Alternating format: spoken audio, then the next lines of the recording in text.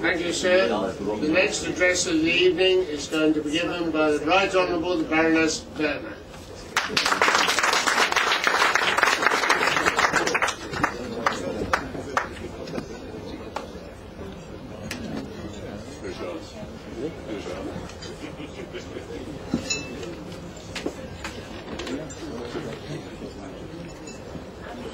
Lords, ladies and gentlemen, first of all, I would like to first thank my dear friend Rami Ranger and all of you for coming here today and celebrating this wonderful partnership that we are developing. I would like to say, and I have to often say this, that I'm often amongst a tiny minority of speakers that happen to be women.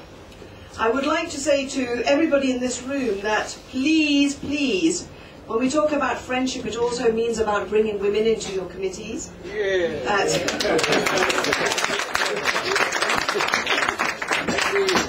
Now that's off my chest, I can now go into what I really want to say. I think today you've heard many, many speeches about India and Pakistan. So I'm going to not talk about India and Pakistan because I'm a British citizen of Indian origin living in this country. I have grown up never knowing that there were differences between communities. I was growing up with people who were from all communities as my friends, as my relatives.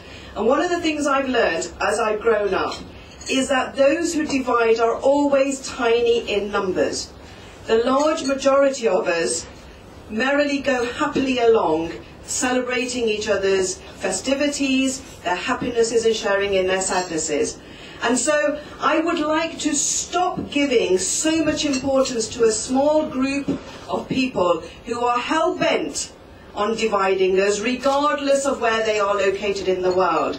And the job we have, and the job we have as citizens of this country, is to ensure that in our land we protect each and every one of us, regardless of what our background is, to ensure that there is safety, harmony, love and affection.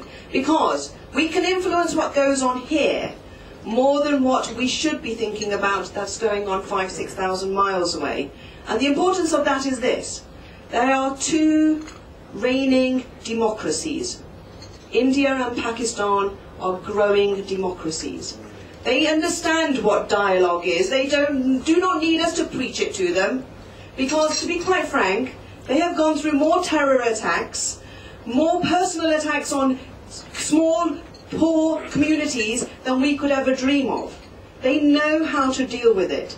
What we need to be concentrating on is the problems we have on our soils here.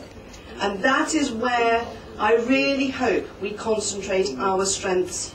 And we can do that because, as you are rightly saying, you are in the House of Parliament.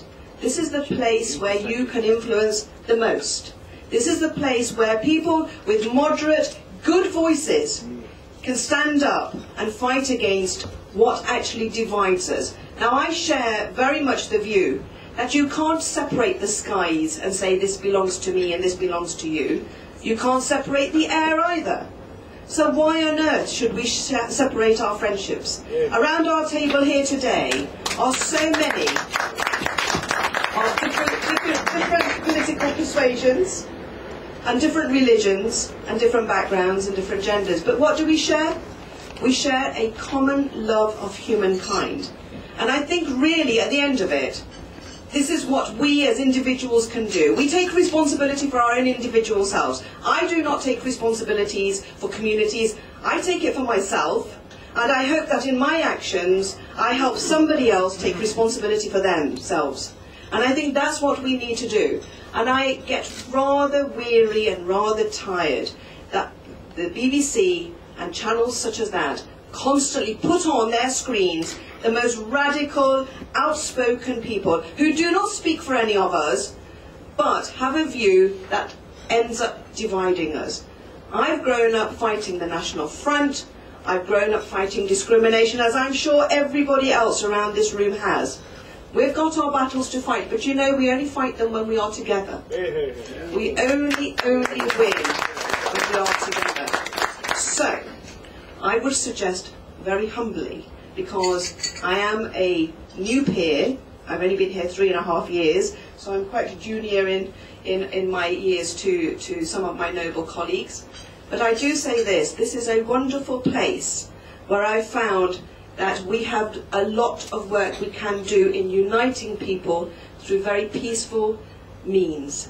And it is for communities to come forward and join in that. And I say that the politics of India and Pakistan be left to the politicians of India and Pakistan. Thank you very much.